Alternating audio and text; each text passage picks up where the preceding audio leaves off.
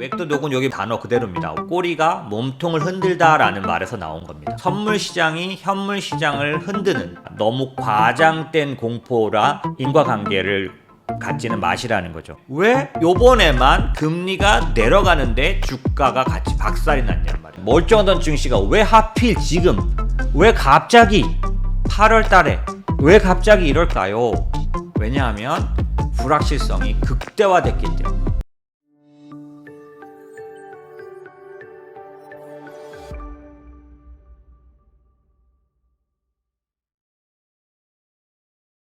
지금 현재 우리가 휘둘리는 여러 가지 일들은 사실은 심리적인 경우, 그 다음에 상황 때문에 온 것들이 많습니다. 지난달에 쇼크가 왔을 때 시황을 하게 돼서 말씀드렸었죠. 저는 이 펀더멘털 문제가 아니라 수급의 문제라고 생각한다라고 얘기를 드렸었는데, 그때 말씀드린 것처럼 이 지금 현재 나타나고 있는 이런 하락이나 그 다음에 시장을 움직이고 있는 듯한 그런 팩트들은 내용이 과장된 게 많다고 봅니다. 그래서 제가 그냥 시작하면서 웹도독이란 말을 이제 가지고 설명을 하려고 하는데요. 웹도독은 여기 단어 그대로입니다. 웹은 이제 흔들다라는 뜻이고, 이거는 멍멍이 맞습니다. 그래서 꼬리가 몸통을 흔들다라는 말에서 나온 겁니다. 처음에는 소비 트렌드 중에서 상품, 본 상품보다 증정품이나 사은품 때문에 더 많이 판매되는 현상, 그 다음에 그런 마케팅을 뜻했다면, 저희 금융시장에서는, 주식시장에서는 선물 시장이 현물 시장을 흔드는, 그래서 현물 시장이 뭐냐면 그 자체, 그 주식이면 주식, 채권이면 채권, 원자재면 원자재, 이게 현물 시장인데, 얘네들의 가치를 갖고 이제 그거에 따라 선물 시장이 왔다 갔다 해야 되는데, 대부분은 그렇게 움직이죠. 주식의 가치가 올라갈 것 같을 때 선물 시장이 당연히 현물 시장 기반으로 움직여야 하는데, 어느 때 잠시 동안 파생 시장이 현물 시장을 거꾸로 끌어가는 듯, 그런 때가 있다라고 해서 웹도독이라고 합니다. 금융시장 용어는 아니고요. 이거 영화인데, 영화에서도 이제 인용될 만큼 마케팅에서도 쓰고 여러 가지에서 이제 속담이라고 하면 제일 좋을 그런 말에서 온 걸로 저는 알고 있는데요. 제가 왜 이런 얘기를 드리냐면, 지난달 8월 초에 그 사건을 제가 설명을 드리기를 엔켈이 청산됐기 때문에 나스닥이 하락했다 이렇게 얘기했고, 저도 그렇게 설명을 그때 이제 말씀드린 것처럼 엔켈이 트레이드로 빌린 돈을 그 다음에 나스닥을 사놨기 때문이다라는 얘기를 했는데, 실제로 이제 그건 알겠는데, 일반적으로 봤을 때 기술주와 엔화는 뭔가 그 엔화가 올라가면 기술주가 올라가고 이런 의미가 전혀 아니죠. 그냥 엮여 있는 게 희한한 그런 상황이잖아요. 근데 이런 것들에 대해서 기본적으로는 참 이상해야 하는데 시장은 그거를 좀 그럴듯하게 받아들이고 싶은 그런 생각들을 좀 갖고 있습니다. 저를 포함해서 인간은 뭐든지 규명되기를 바래요. 그러니까 데이터 같은 걸로 원인과 결과가 명확하게 어떤 연결성이 쉽게 인식되는 일들로 설명하기를 바랍니다. 그래서 제일 많이 일어나는 주식시장의 오류가 뭐냐면, 제일 타당할 것 같은 이유로 어떤 사태를 설명하는 게 일반화되어 있어요. 그러나 시장에는 그렇게 설명하기에 명확하게, 또 인과적인 그런 일들이 분명한 그런 일들로만 돌아가지 않고, 어쩌면 많은 일들이 설명하기 어려운 이유에 의해서 돌아갑니다. 하지만 사람은 그걸 용납을 못해요. 그래서 그냥 올랐어요는 아니지만 뭔가 그런 얘기를 하면 안 믿으시고 안 받아들입니다. 그래서 지금 시장은 요때 요 쇼크를 여러 가지 부분에서, 물론 전혀 상관없는 건 아니죠. 하지만 원인을 좀 과장한 듯해요. 제가 오늘 여러분에게 드리고자 하는 요점은 이겁니다. 너무 과장된 공포라, 너무 과장된 어떤 인과관계를 갖지는 마시라는 거죠. 지금은 어떤 때냐면, 지금은 전형적인 웹도독 장세예요. 9월 한 달 내내 그렇습니다. 왜 그러냐면, 좀 이따 뒤에 설명드리겠지만, 지금은 공교롭게도 많은 그 웹도독이 일어나는 그런 배경이 한꺼번에 모여져 버렸기 때문에 전형적인 그런 구간이에요. 그래서 그 웹도독에 대해서 좀 더 설명을 드리면, 무슨 얘기냐면, 첫 번째, 이게 너무 사실상 금융시장에서는 좀 이해하기 어려운 일이라는 거죠. 잘 일어나지 않는 일이에요. 왜냐하면 보시면 첫 번째는 기술주, 지금 최근에 가장 어려움을 겪고 있는 게 기술주입니다. 여러 가지 면에서 빅 매그니피센트 7부터 해서 기술주들이 두드려 맞은 그런 부분들이 심할 뿐만 아니라 반등 나온 부분도 약하고 요즘은 거의 그쪽이 주로 하락을 하고 있어요. 여기 보시는 것처럼 뭐 마찬가지 보시면은 나스닥 위주로 하락하죠. 예. 다우는 신고를 냈는데 나스닥은 폭락을 한 상황들이 얼마 전에 펼쳐졌었죠. 그런데 이 기술주는 어떤 특성을 갖고 있냐면 금리가 올라갈 때 내려가고 금리가 내려갈 때는 상승을 해왔어요. 왜 그럴까? 그건 전에도 말씀드렸지만 기술주는 금리가 낮을 때 적정 주가에 대한 밸류에이션의 혜택을 보죠. 그래서 이 금리라는 거는 이 주가를 얼마까지 몇 배로 볼 수 있느냐를 계산할 때 금리가 높으면 할인이 커지기 때문에 적정 주가가 작아지는 효과가 있기 때문에 그래서 그냥 단적으로 말하면 여러분 코로나 때 왜 기술주들이 그냥 버블처럼 올랐느냐 그때 금리가 제로였기 때문에 금리가 제로면은 10년 뒤의 이익이나 지금 이익이나 똑같이 계산됩니다. 안 그러고 만약에 금리가 3%면 10년 뒤에 100억 이익이 있다면 매년 3%로 할인을 해서 지금 얼마가 이익 난 거와 같은지 지금의 이익을 계산할 때는 이런 할인을 해야 되죠. 그러니까 금리가 높으면 할인율이 높아지니까 10년 뒤에 100억이 지금 10억이 되는 게 아니라 1억이 될 수도 있는 거죠. 할인율에 의해서. 그러니까 금리가 높으면 장기적으로 돈을 버는 미래의 돈을 버는 주식일수록 기술주가 그쪽들이 좀 더 있어요. 예를 들면 대표적인 게 이제 바이오 그런 쪽들이죠. 그래서 바이오 주식은 금리가 내려가면 그냥 기본적으로 주가가 이익을 더 많이 보는 것처럼 계산되죠. 완전 유리한 쪽이죠. 그러다 보니까 기술주는 금리에 어떤 식으로 반응하냐면 금리가 내려가면 기술주 주가가 올라가는 쪽으로 그렇게 반영했죠. 특히 지나간 2년 동안에는 왜 더 그랬냐면 22년도에 워낙 금리가 올라가서 코로나의 정반대로 0%였던 금리가 5.5가 되면서 기술주 위주로 박살이 났었으니까. S&P는 22% 빠졌는데 나스닥은 34% 빠졌었어요. 22년도에. 그러니까 당연히 금리가 이제 내려가는 구간을 맞았다고 생각해서 금리가 내려갈 때마다 기술주에게는 우호적이었던 거죠. 보시면 이 필라델피아 반도체 지수나 나스닥을 보시면 이게 파란색이 금리예요. 금리가 이제 올라갈 때 주가는 내려오죠. 그렇지만 금리가 내려가면 주가가 올라갑니다. 금리가 내려가면 주가가 올라가요. 나스닥이든 필라델피아 반도체. 최근 들어 필라델피아 반도체는 더 경사가 크긴 컸지만 보시면 이렇게 방향을 보세요. 금리의 방향과 반대잖아요. 그죠? 금리가 올라가면 얘들은 내려가고 금리가 내려가면 얘들은 올라가죠. 그죠? 그랬는데 왜 요번에만 금리가 내려가는데 주가가 같이 박살이 났냔 말이에요. 길게 잡아도 똑같아요. 길게 잡아도 어지간한 상황에서는 금리 하락하면 기술주가 오히려 올랐어요. 이게 금리니까 금리가 내려가면은 주가가 살아있는 여기 이렇게 내려가는 동안 주가가 살아있는 거죠. 그죠? 그리고 마찬가지 금리가 내려갈 때 주가가 살아있는 거죠.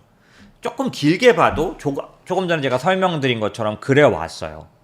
그런데 언제부턴가 약간의 그 관계가 깨진 게 있는데 헤지펀드가 어떤 채권의 공매도를 하는 그런 게 많아진 이후부터 전통적인 관계가 좀 약화됐다. 전에는 완전 반대로 움직이더니 지금은 좀 약화됐다라는 거죠. 그런 면에서 이번에 금리가 떨어지는데 기술주가 깨진 거는 좀 이상한 일이라는 거죠. 왜 그러냐? 좀 전에 말씀드린 것처럼 이거는 일반적인 현물의 현상이 아니라 선물의 파생의 현상이라는 거예요.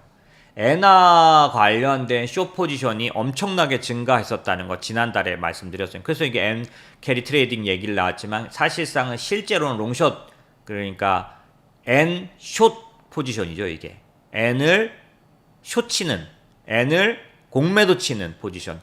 그런데 이번에 N숏은 N을 하락에다 투자하는 거는 페어 트레이딩 했어요. 엔화를 빌려서 이제 엔화에는 숏을 치고 상대방 다른 거에는 이제 롱 투자를 하는데 이게 페어 트레이딩인 거는 아예 이 완전 그 두 개가 똑같이 포지션이 강화되는 걸 말하는 거고 보통 페어 트레이딩이라는 거 어떻게 이해하시면 되냐면 이런 것 같아요.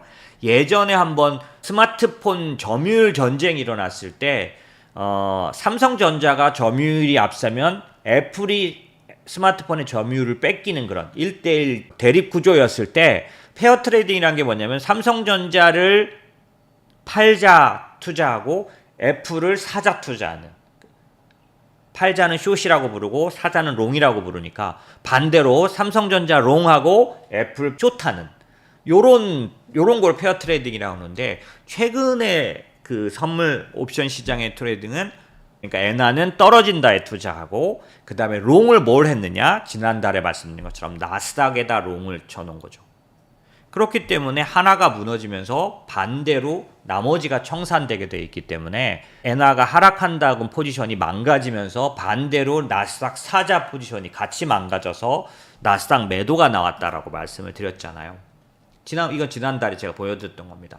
M7의 콜옵션, 그러니까 조금 전에 말씀드린 페어 트레이딩으로 보면 올라간다고 투자하는 롱 투자가 집중돼 있는데 얘만 따로 한 게 아니라 엔화 공매도, 엔화 숏 투자와 같이 페어 트레이딩 동시에 했기 때문에 엔화가 무너지면서 나스닥이 같이 무너지는. 그런데 이게 기술적으로 그 펀더먼털 상으로는 전혀 말도 안 되는 상황이라는 거예요. 왜냐하면 금리와 기술주는 같이 다녔었단 말이에요. 같이. 금리가 하락할 때 기술주는 올라가는 이런 모양이었는데 이제 금리가 하락하는데 반대로 나스닥이 깨진 이유는 금리 때문이 아니라 뭐 때문이라는 거죠. 엔이 약세에다 투자해놨던 게 박살이 나면서 161이었던 엔달러가 140대까지. 그러면서 말씀드린 것처럼 초점은 이거예요. 이거 다 이해 안 하셔도 되는데 이런 파생상품 시장의 움직임이 원래는 엔화가 어떻게 될까? 그 다음에 M7이 나스닥이 어떻게 될까에 따라서 따라다녀야 됐는데 얘들에 대한 포지션이 누적이 된 어떤 순간에 이게 터졌고 이게 아무리 많아져도 떠독이 나타나지 않아요. 왜냐하면 상대방이 이거를 받아가기 때문에. 그런데 지금은 아무도 받아가려고 하지 않는 때라는 거예요. 공교롭게도. 왜 그런지 지금부터 설명드려 볼게요. 자, 불확실성이 시장을 지배할 때. 질문이 이렇게 써놨잖아요. 멀쩡하던 증시가 왜 하필 지금, 왜 갑자기 8월 달에 왜 갑자기 이럴까요? 왜냐하면 불확실성이 극대화됐기 때문에. 불확실성이 극대화됐다는 게 뭐냐면 이거예요. 원래는 선거가 있는 해였기 때문에 트럼프야 해리스야. 이게 9월달 이제 9월달부터 10월달이 보통 기존에 선거가 있던 해에는 9월달부터 슬슬 변동성이 커지죠. 그런데 이번에는 8월 초에 박살이 나버렸어. 왜 그러냐?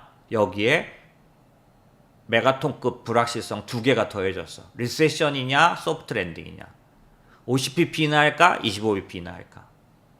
사실 그 직전에는 인플레이션이 올라가 내려가 이런 것들이었는데 어쨌든 이 두 개의 커다란 이 두 개는 연결돼 있죠. 침체기 때문에 50bp, 소프트 랜딩이기 때문에 25bp 막 이렇게 연관성을 갖고 있잖아요. 그죠? 그럼 얘는 어떻게 돼서 선거가 있는 해에 이렇게 엮여버렸냐 하면 코로나 이후에 금리를 올렸는데 원래대로 하면 계속 말씀드리잖아요. 미국이 1년 만에 5.5 금리를 올리면 리세션은 그냥 상식이에요. 상식. 그냥 당연한 거예요. 그래서 23년도에 기존의 틀로 시장을 보는 사람들이 침체 옵니다. 침체를 예상하세요. 이렇게 말하는 거 상식이에요. 그런데 안 왔어. 침체가 왔으면은 지금 조금 전에 말한 웹도독 같은 게 오질 않아요. 이런 파생이 현물 시장을 흔들 수가 없지. 왜? 주인이 있어. 주인이 어떤 주인이야? 떨어진다는 쪽에다 투자하는 쪽이 확실히 있으면 그러니까 사람들의 심리가 리세션에 대해서 다 동의가 되면요. 그 선물 시장이 얘를 흔들지를 못해요. 근데 지금은 어때요? 이럴 수도 있고 저럴 수도 있어. 왜 리세션에 대해서 확신이 없을까요? 작년도에 분명한 리세션이 나타날 시기에 안 나타났고 그러다 보니 지금 지표들도 리세션이라고 하기에는 조금 이따 제가 제 의견 말씀드리지만 저는 몇 달에 걸쳐서 지금 작년부터 계속 거의 매달 하는 얘기가 그거잖아요. 리세션이 아니다. 왜 리세션이 아니냐? 전통적으로 보나 정상적으로 보면 리세션이 와야 하는데 지금은 이런 특별한 변수가 발생해서 그래서 다른 눈으로 바라봐야 된다. 제가 23년도 내내 뭐냐면 1월 달부터 말씀드렸죠. 레짐 체인지. 레짐이라고 하는 건 시장을 움직여가는 어떤 힘인데 그게 체인지 됐다고 말씀드려 왔어요. 불과 지난 한 달, 두 달 전에도 막 그 얘기 항상 있습니다. 뭐 예를 들어서 지난달에는 그거 말씀드렸나요? 제가 실업 지표를 예전에 눈으로 바라보면 지금 3지표를 두려워하고 리세션을 두려워해야 한다. 침체 직전으로 보인다. 그런데 그 안에 들어가면 실업률이 높은데 뭐 엄청 높은 건 아니지만 경계감이 들 만큼 올라오고 있는데 그 지표에 들어가면 해고자, 그러니까 실직자가 기여도가 아니라 구직자, 직장을 찾는 사람이 많아져서 생긴 실업률이다라고 제가 그거 보여드렸었잖아요. 그런 식으로 과거의 눈으로 바라보면 안 돼요 라는 얘기를 해왔는데 그런 면에서 보면 지금은 리세션이라는 거에 대해서 예전의 눈으로 보면 리세션이라는 말을 할 수도 있기 때문에 그렇게 걱정할 수 있기 때문에 그런데 지난달, 지지난달, 얘는 올해 상반기 왜 안 그랬는데 그럼? 왜냐하면 리세션이 아닌 지표가 분명해서일까요? 그게 아니라 불확실성들이 만난 거예요. 왜냐하면 이제 뭐 기술적으로 말씀드리면 이 그 리세션 지표라고 말하는 경기가 둔화되는 경제 지표가 정말 실제로 몇 달 사이에 좀 뚜렷하게 나왔어요. 왜 그럴까요? 저는 원인을 뭘로 보냐면 여기서 나왔다고 봅니다. 누가 대통령이 될지 몰라서 기업들이 소비를, 투자와 집행을 중지하고 연기하고 있다. 이게 지난 두세 주 동안에 여러 지표에서 기업조사에서 다 나왔어요. 특별히 제조업 PMI, 그 다음에 서비스업 PMI, 여기서 다 기업들한테 물어봤더니 좀 투자를 미루고 있다라는 얘기를 아주 많이 공공연히 하고 있는 거죠. 그래서 건설 투자 지표도 아예 죽지는 않았고 엄청나게 올라가 있는 상태지만 멈춘 듯해요. 선거가 있는 해가 아니었다면 고 했을 거예요. 왜? 그냥 바이든이었을 거 아니에요. 그럼 IRA 그냥 가는 거예요. 그러니까 당연히 투자 건설 지표가 쭝쭝쭝 갔겠죠. 그런데 선거가 있으니까 트럼프가 들어오면 바꿔버릴 수 있다라고 생각되는 거예요. 그래서 일단 멈춰. 이렇게 된 거예요. 이렇게 됐기 때문에 갑자기 여러분들은 알지 못하는 취약한 상황에 들어갔을 때 갈등하느냐고 떨어졌다고 탁 사지를 않아요. 지난번 8월 달에는 떨어졌을 때 제가 그랬잖아요. 연금 집행 안 한 분 집행하세요. 뭐 이렇게 말하면서 어쨌든 사람들의 마음이 비슷했는지 떨어졌다가 또 얼마 만에 곧바로 올라왔어요. 저는 쌍바닥 찍을 수도 있습니다. 과거의 사례를 보면 좀 한두 달 걸립니다. 이렇게 말했는데 한두 주 만에, 두세 주 만에 그냥 쫙 올라와 버렸잖아요. 그런데 지금은 의심이 더 짙어져서 안 사요. 그러니까 어때요? 웹도도 파생시장의 흔들림에 매도가 나왔을 때 받아주는 데가 없어요. 그러니까 이제 흔들리는 거죠.